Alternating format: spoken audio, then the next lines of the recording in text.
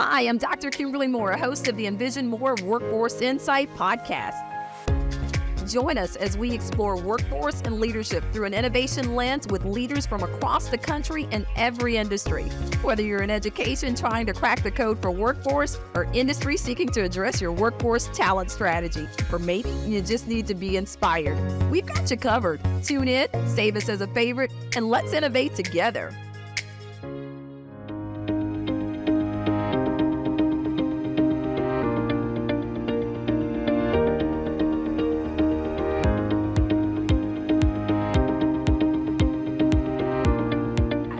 Welcome to another episode of the Envision More Workforce Insights podcast. We are excited to have conversations that bring together not only education, industry, nonprofits, and government, but to also bring together those partners to the conversation that I consider the glue that connects it all together, and that is literally at the cutting edge of innovation when it comes to these conversations. And today's guest, oh my gosh, if you have not met her, if you don't know the name, you best grab I call it your sticky, record, subscribe, share with everybody you know. This is a name that you're going to want to pay attention to, and that's Dr. Lisa Larson.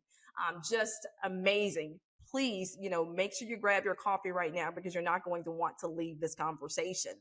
So, Dr. Larson, thank you so much for joining me today. And I think probably as an icebreaker, could you tell our audience, and I'm going to jump into later, the role and all of that, but could you tell our audience before they know more about the position, what drew you to the field of workforce and economic development? Certainly. Well, hello, Dr. Moore, and thank you so much for this opportunity. I've been so looking forward to meeting you and now having this time with you. What drew me to this is I started my career in the great state of Minnesota, working at Hennepin Technical College as a faculty member. And my first teaching job was to teach job seeking skills to students across tech programs. And that was such an eye-opener to understand the programs from that lens. I was considered a general studies or general communications instructor, but I had to really understand what programs were they coming from, what jobs were they looking for, and what did employers need. And from there, I was able to advance into different positions. I was a dean of workforce programs. I became a vice president for academic affairs and ran the customized training, or led the customized training division for institutions. And so I've been working with some of the best people in this area of higher ed who taught me what it means to appreciate and to have that line of sight of what is learning. And learning comes in so many formats. And so I've just been able to carry that through my career and now be able to see it at a larger level, even through Education Design Lab. I love that, how you got started and how you've been using it throughout your career. So listeners, it's probably no surprise when I share with you and ask the question that the insights that Dr. Larson has gained, because right now she serves as the Senior Vice President for College Transformation at Education Design Lab. But consider this, guys, she was also a previous college president. So she used everything that she learned and then became a college president, and now a national message she has. So could you share some insight on your current role for us and what all it entails? Yeah, so in my role as I lead the college transformation work for Education Design Lab. And within that, that's our largest program, which is the Community College Growth Engine program, as well as our Designer in Residence program, which focuses on community colleges being the leader of the ecosystem to create dual enrollment programming for those young learners who have been excluded from the opportunities for higher ed. So you see this all comes together around the ideas that community colleges are excellent institutions to drive economic mobility. They are in their communities. They are invested in their communities. They understand who's in their communities. employers need a talent pipeline, and they need a way in which to bring their resources in a meaningful format to help them reach their goals, but also for the good of the community. So you already have two goods that are coming together that say we have a common purpose to drive economic mobility. But how do we bring that together and have shared language? How do we have a shared sense of purpose? And how do we share our resources and bring others to the table who maybe haven't had a voice, which would be those learners?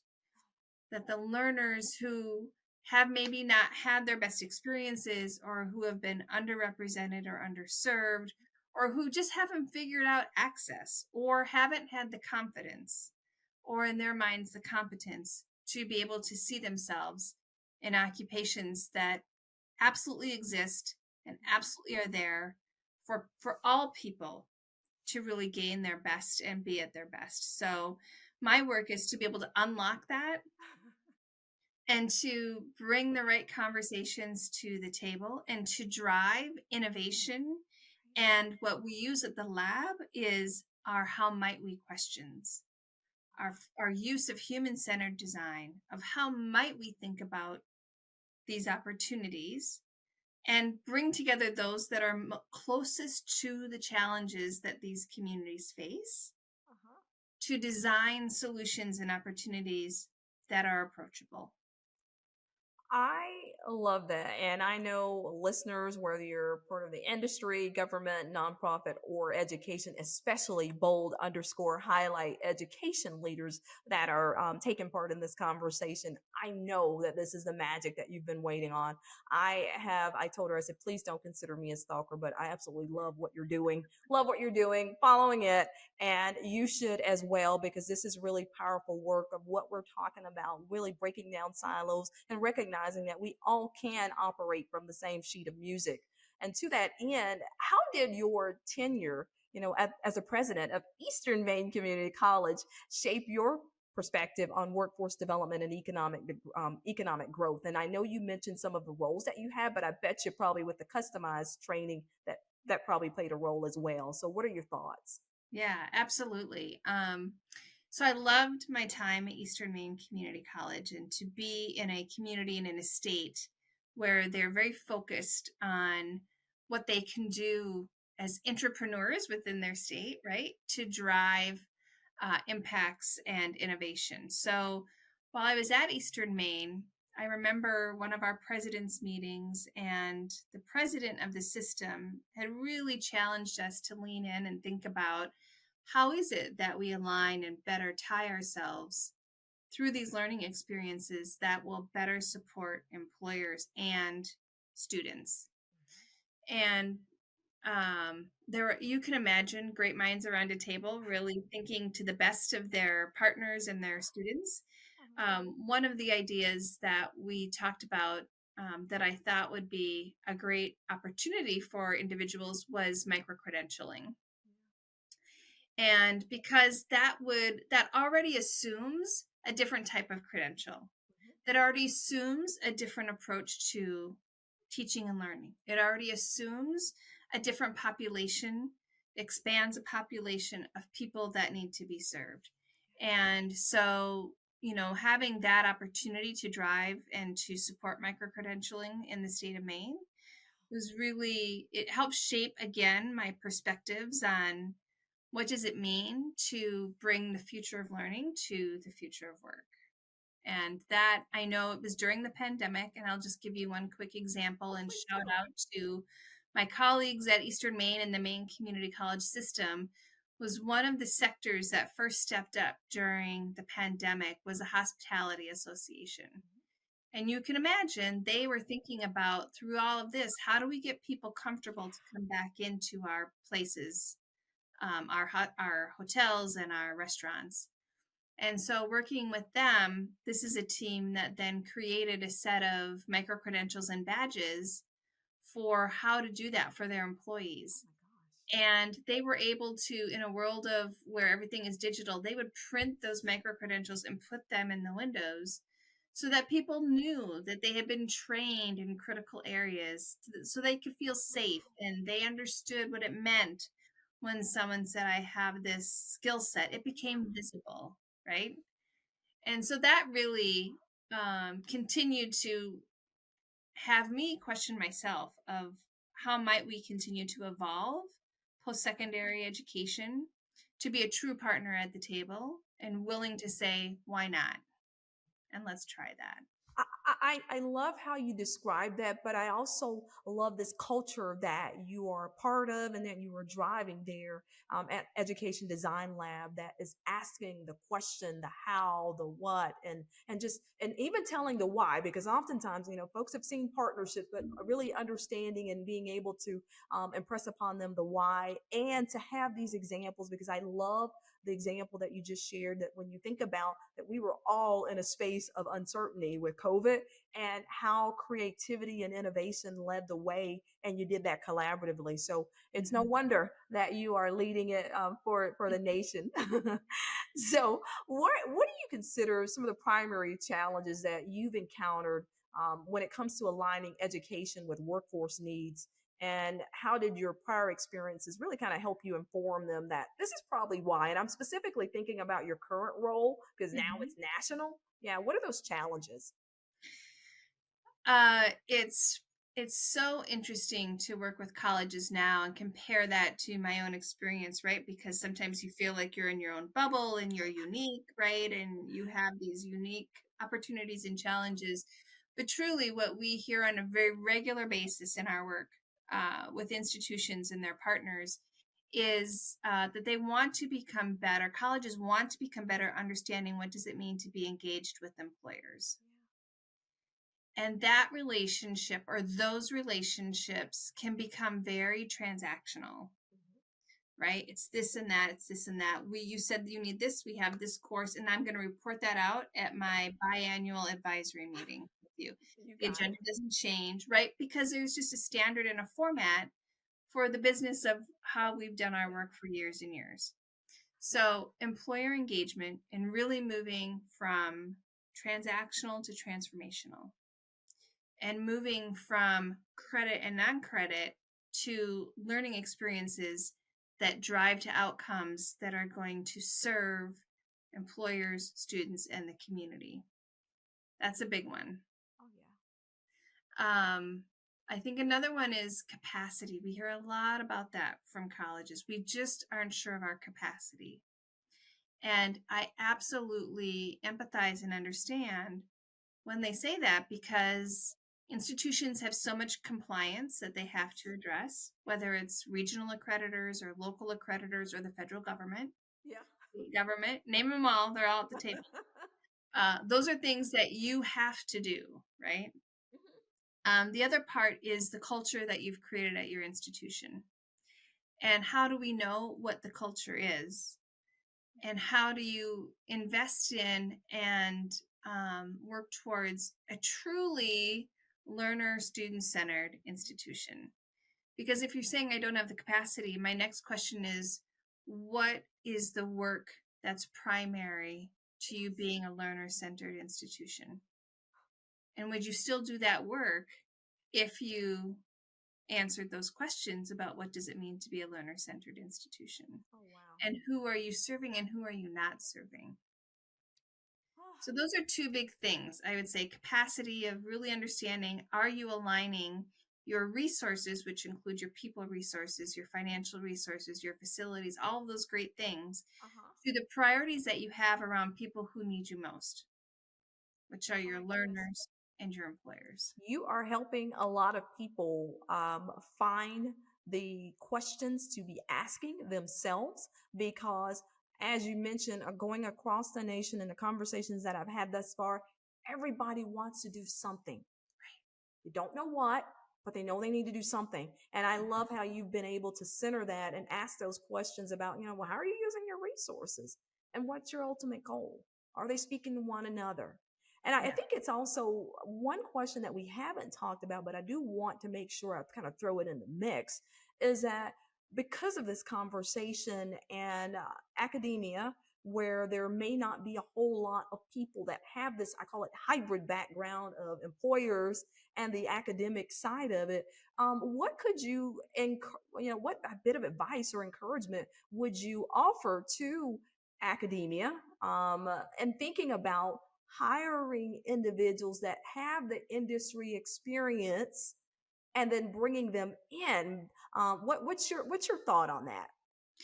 Yeah, I mean, I think the diversity of perspective and thought and experience is so critical to driving to, again, what's your mission, what's your vision, what are your values, and what are your outcomes, and who is in the best places to help you spark the innovation, to spark the transformation, to be comfortable with the ambiguity and the we call it fuzziness around the All edges, right.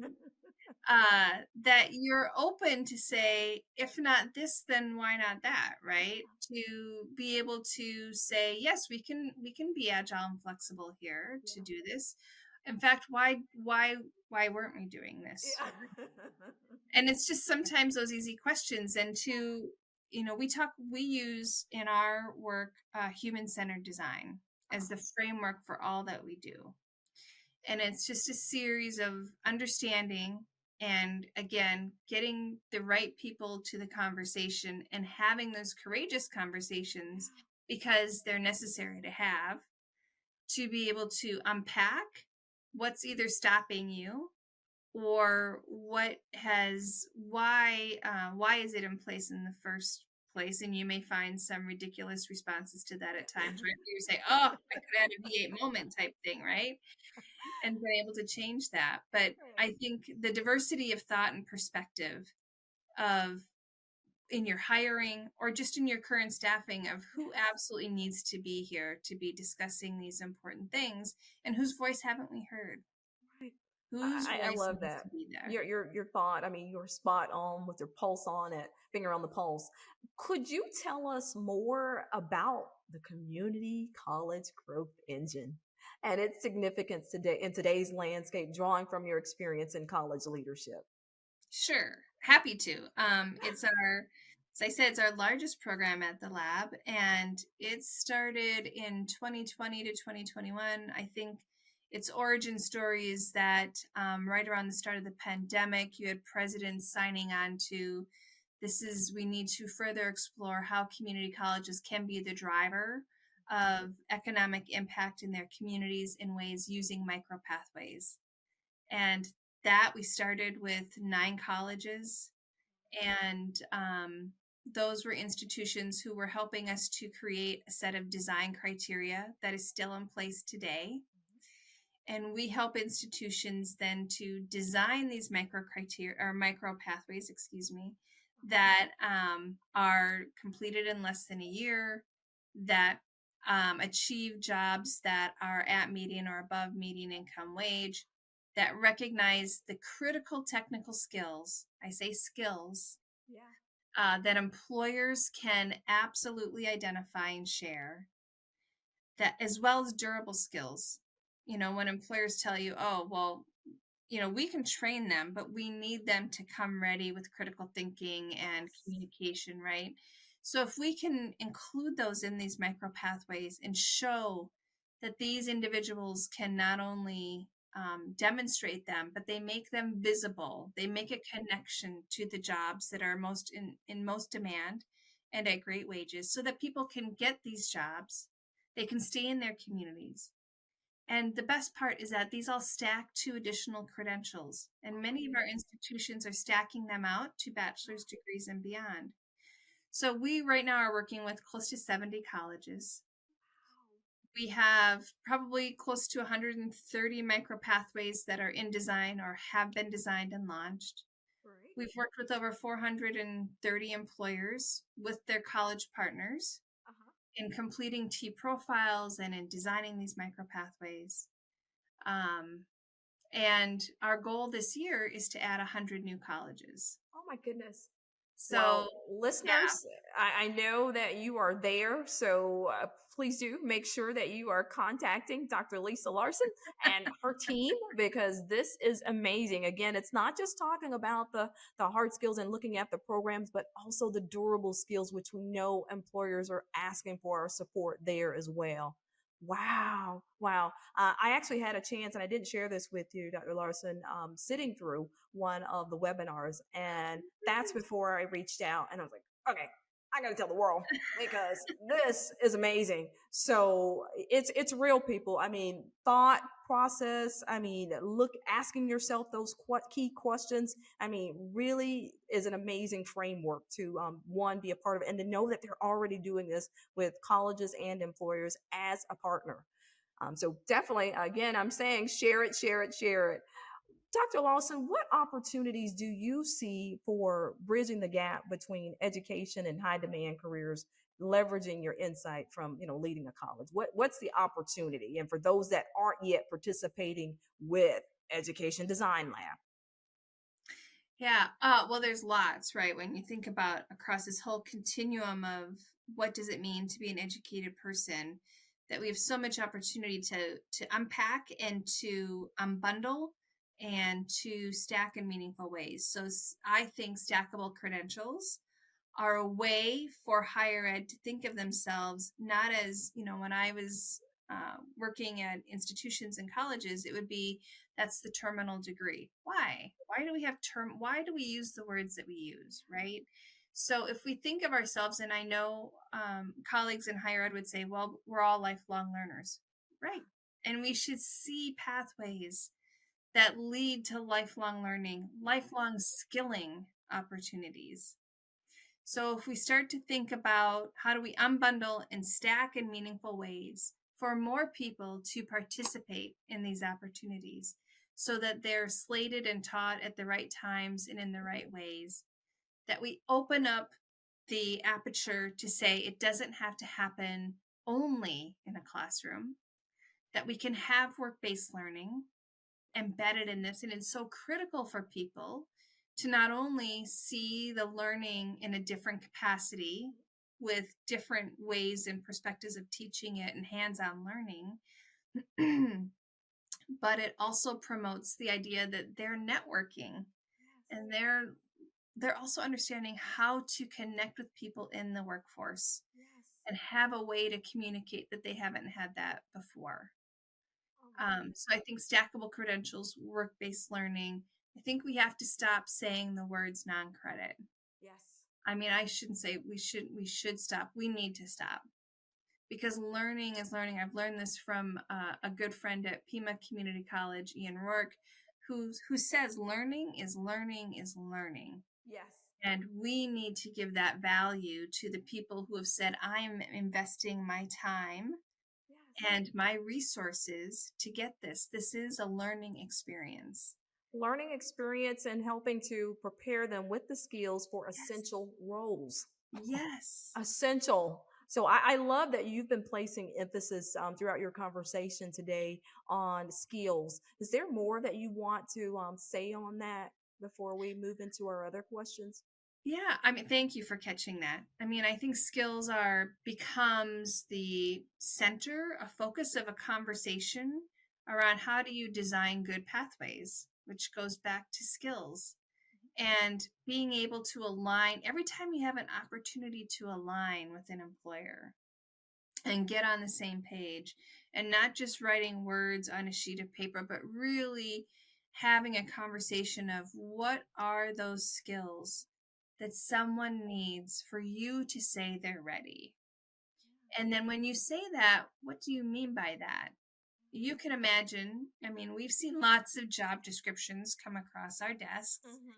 And sometimes you don't have the bandwidth to understand what it even means. Right. And so you can imagine others looking at those and saying, I don't even know if I can apply for this job because I don't understand the job description. If we all adopted a common language around skills, it would clear up so much. It would make hiring and outreach easier. It would make advancement and retention easier. It would make teaching and learning easier. So I think this idea of starting with skills and then saying, how do I make them visible as a learner? How do I own them, Yeah. import them, take them with me, and make them visible to not only myself, but to an employer? And how does an employer say, finally, when they say, I'll know it when I see it, that they mean it? They actually mean it. Yes. Right.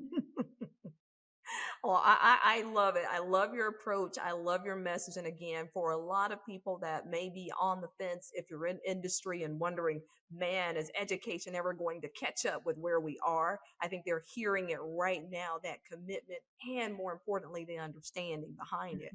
And it's a good segue for not only having that understanding, but recognizing the role of innovation. Mm-hmm. So, how does innovation play a role in shaping the future of workforce development?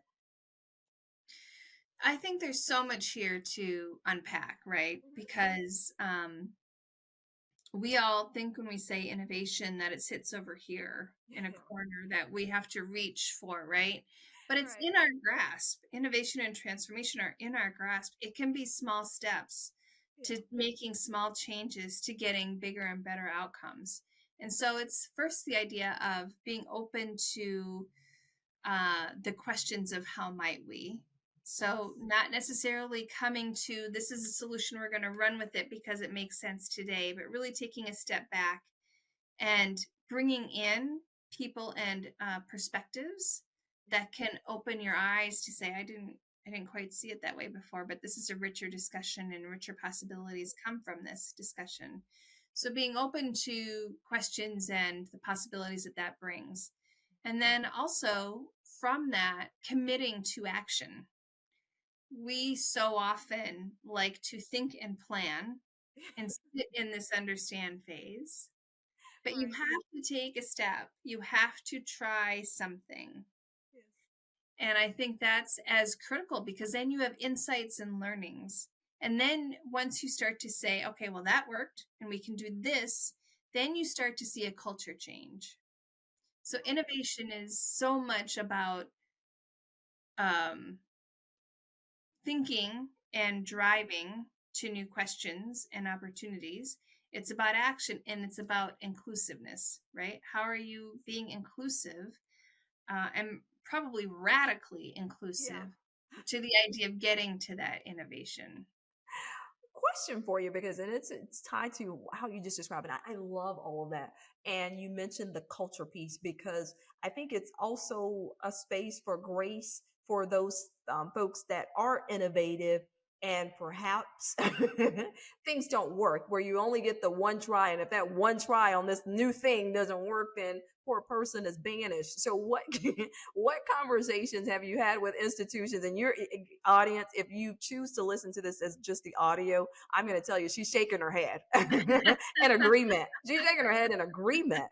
So if you get the video, you'll see it. But what are your thoughts? Because it really does, for a lot of people, like, I don't think I want to innovate, because that innovate thing is scary. That's such a yeah, you're absolutely right on. And when colleges start to work with us, we do find that they get into that hesitation spot. Whether it's about selecting an occupation for which to design a micro pathway towards, or even identifying those that maybe their institution has not served as well as they wanted to.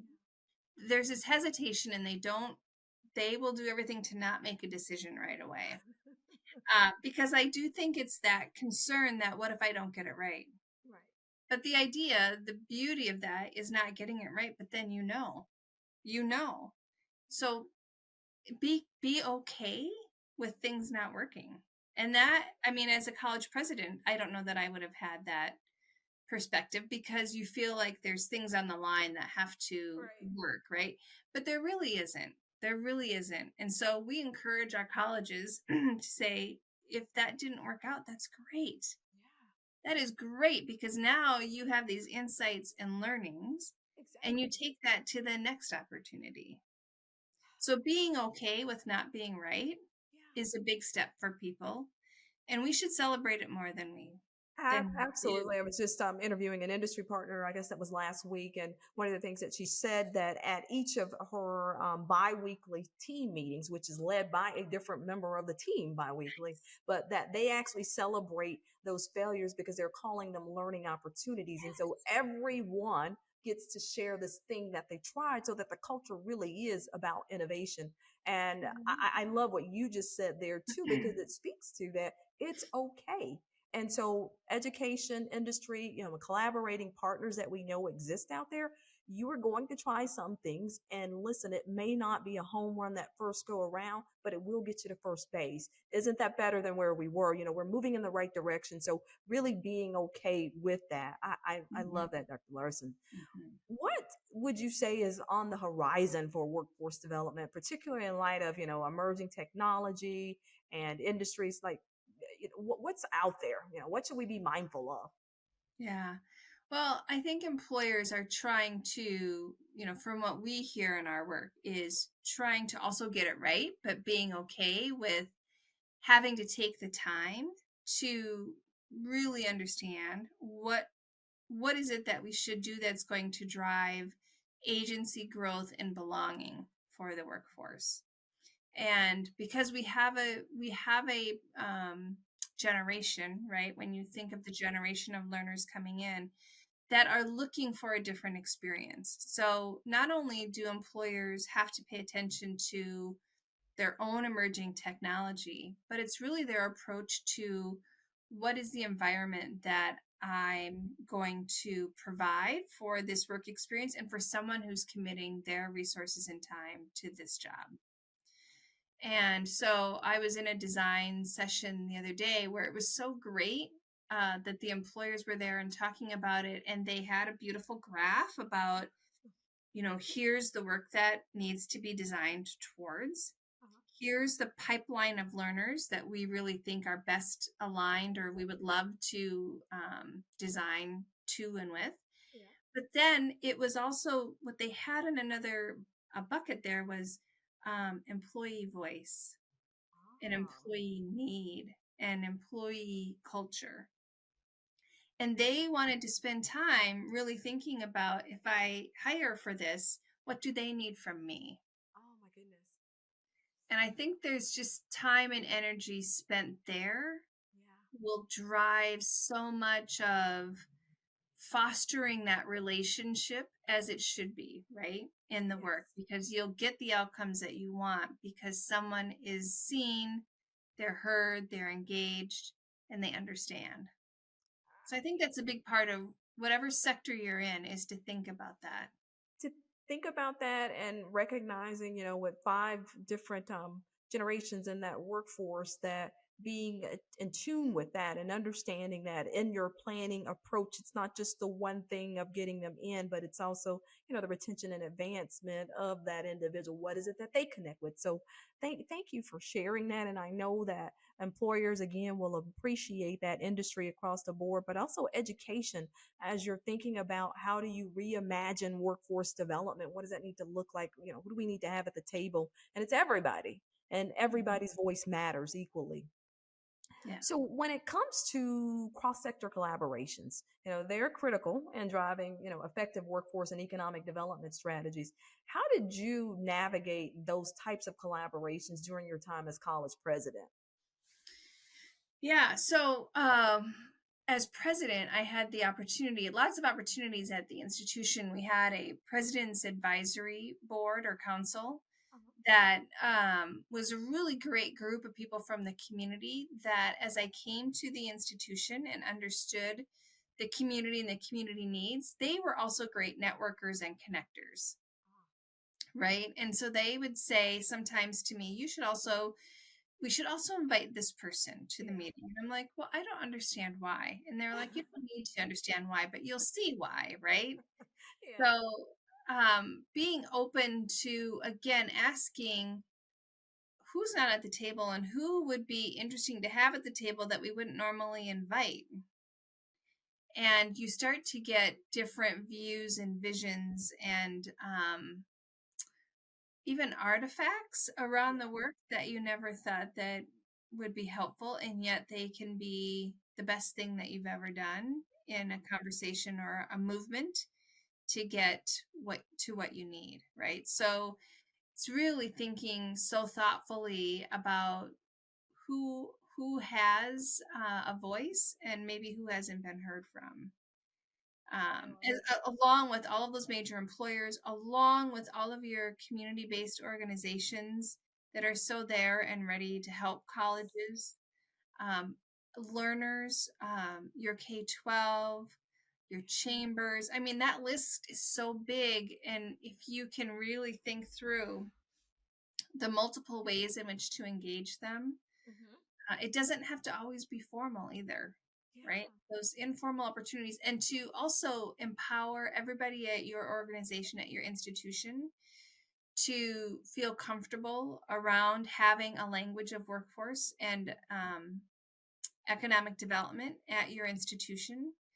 And Yes. if you can provide them with that framework, then as they're out, maybe not even, during the day at their job, but they may have family connections or they're out in the public, right, an event, that they're ready to say, oh, yes, I understand that. Yes, that sounds great, right? That they're showing that commitment to an ecosystem. And I think the cross collaboration, whether it's with other institutions or organizations, that when you feel comfortable talking about your work and talking about the partners and Yeah. how they impact your learners and your students, that makes a difference.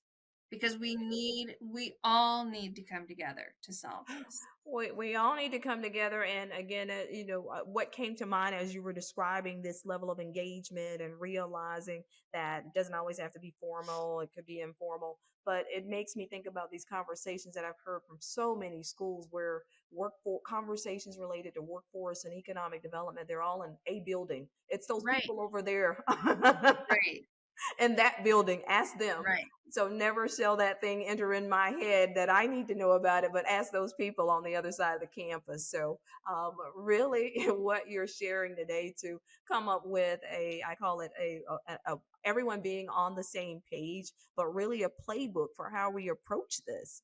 Yeah, Yes. I just love it. So, can you share with us? And I know that there are so many impactful initiatives that you're involved in, but a project or initiative that stands out in your mind that we really need to have our level of awareness set on it as listeners. Um, there's so much going on right now, but I do think, a couple of things that we're involved in that I can't wait to see how we move forward with it, but I'll just share a couple of them. Is we have a great partnership with the U.S. Chambers Talent Pipeline Management.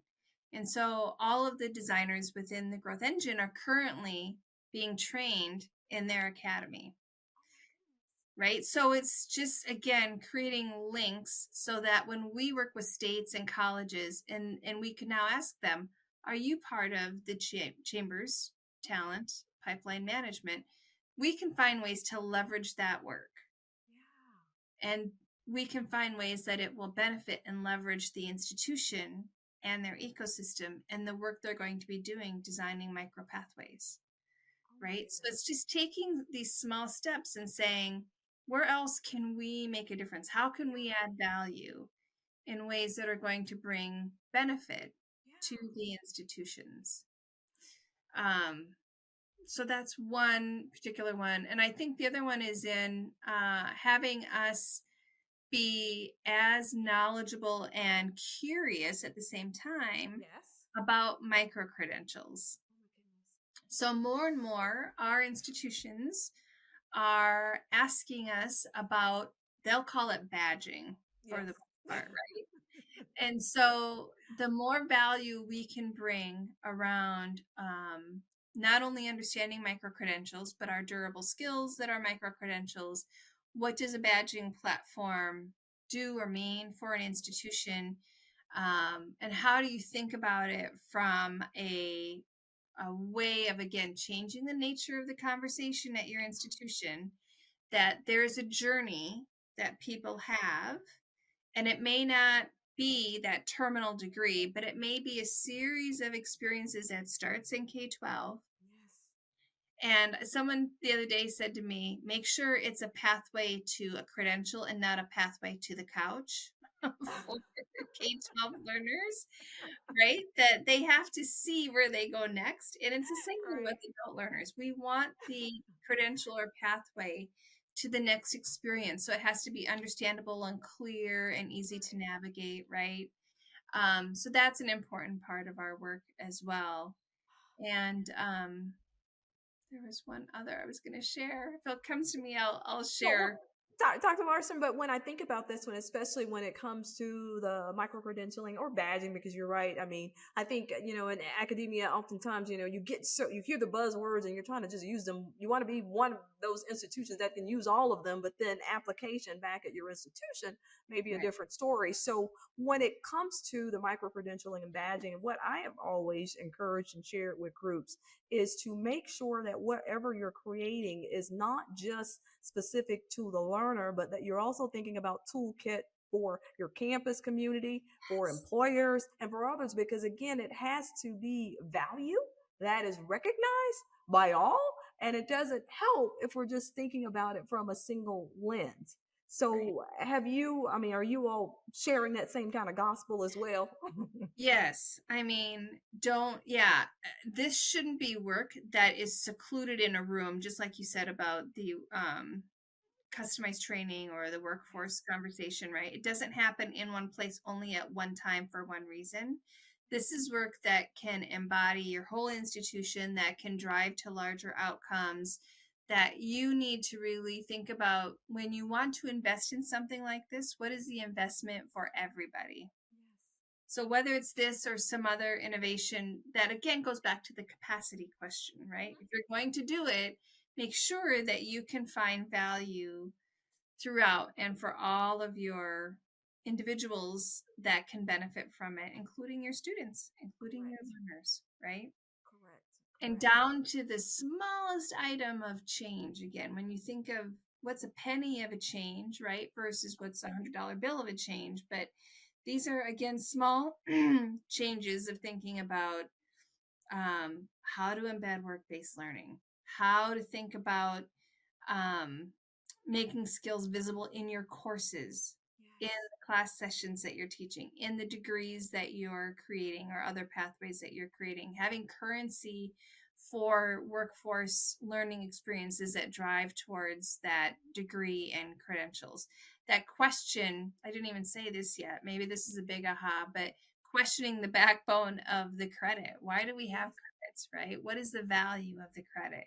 And how is it that you're seeing that value drive towards employers and learners? The services that you provide, right? Are they really, when you think about a learner journey from the time they want to come to your institution to the time that you think that they've achieved what they needed to achieve, Yeah. what are those experiences and how are they working for learners? Because I would bet you're going to find some things that don't work very well, right? So it's all the value question of what do I do on a daily basis Right. that drives that and what can I do to make it a better value proposition for those again that need us most. I love everything that you're sharing today and how it points to the importance of curiosity. Hmm. You have made that. I mean, as a matter of fact, you're talking, I'm like, oh my gosh, there's so many things that I can be curious about. And when we Hmm. take that approach, oh my gosh, doesn't it better inform our work? So again, listeners, make sure that you are staying not only aware but in tune. There's newsletters, there's all kinds of things that you can do with Education Design Lab that you're doing those things. So, Dr. Larson, everything, start going to this whole point about ROI. So, how Hmm. do you measure success and impact with some of the programs and initiatives that you are working on now? Hmm. And does your experience as former president influence that approach? Oh yeah. I mean, Mhm. we all want to know that what we're doing makes a difference. And as a college, you as a president, you have so many people you need to report to, right?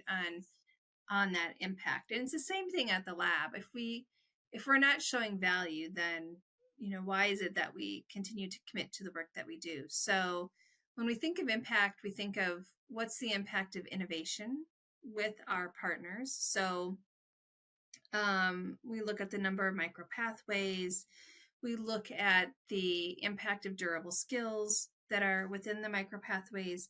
We have a data collab, which I haven't even talked about today. That could be a whole nother topic to discuss, but the impact of measuring the efficacy of the micropathways, especially of those that are not in that traditional credit realm. We look at capacity building. So, how are we helping college and design team members and college employees to understand human centered design? To be curious about the work that they're doing, right? How do you impact from one person to many at an institution? What does that start to look like? um, Investment. So we make an investment in the colleges that we work with. And what does that investment, what has that resulted in? Did it result in them becoming better project managers? Did it invest them in becoming building capacity in different roles at the institution? Did it result in them leveraging more dollars for learners or more dollars for the institution because of the work that they've done? Um, we also look at networking. So again, you can imagine what that is. How many people came together in this work, and what did that result in? Um, what did their ecosystem look like? And we have a new program, which I didn't even mention, our Community College Growth Engine Fellows, which is a huge networking event, which looks at this work at a state system level, Uh-huh. and they're learning about it. And then our own learning for us and for our colleges. What were their insights? How are they thought leaders in this ecosystem of rethinking higher ed and the future of learning, of working with employers and rethinking the future of work and what that means, and driving then towards better economic mobility for those that have been excluded or those that have not had the opportunity and access to success that we need everybody to have. It's everything that you've talked about, connecting the dots, but all those dots connects us back to the why. And I love that you're not forgetting anybody in this conversation. So this draws me to our last question, but certainly know that the virtual door for Workforce Insights is always open to you to come back and share. Thank you. But I want to ask about your passion. What drives your passion? What's your secret sauce? What are those ingredients that have driven you in the past to be such an impactful leader, but even to this point, that for those that may be listening and saying, hey, I want to spark something like this in my community, not the same thing. We don't do duplication. Right, right. No. We avoid that, we add to, but really in the space that they're in. So what's your secret sauce for the success? Yeah. And drive. Yeah, I mean, I think what sparks me to do the work is, again, being introduced to career and tech education at Hennepin Technical College, and just knowing the opportunities that are there. We ran a program called Empowered through the workforce department, customized training department there. And that really focused on people who had been incarcerated or people that really had not had the chance to walk through the front door of a college and say, I'm going to be a student. But we gave them entrance to the side doors and to say, come on in and we'll make this work for you. And employers who started this work because they needed a workforce and said, why aren't we open to more people coming into this? And I met a woman there, her name's Althea, and she went through the Empowered program, and she was such a success. And she went to work for a manufacturing company. And just to this day, to see how she said, I never thought that I was a person who could go to college. And I never thought that I would ever have a job that someone would need me to be successful. Wow. And she's my spark, right? When I think about why do I do this, it's Althea. I love And it. there's so much there. There's so much opportunity that we haven't tapped, and so many innovation ways that if we simply said, why not, to the how might we, that we can do. We can do, and certainly thank you for your leadership, because it's not only strategy and innovation, it's the heart. Hmm. I hope that everybody walks away with knowing it's the heart as well that matters to the work that we're doing and that you're leading for our nation. Thank you so much for that. Listeners, I want to thank you for tuning in to another episode of Workforce Insights powered by Envision More Consulting Group, where we bring your bold visions to life. I want to make sure that you especially share this episode and subscribe. Thank you for joining us. Until the next time. Thanks for tuning in to the Workforce Insight podcast, powered by Envision More Consulting Group, where we bring your bold visions to life. Remember to subscribe, share, and stay tuned for more insights on navigating the world of workforce and leadership. Until the next time, be bold, be great, and let's innovate.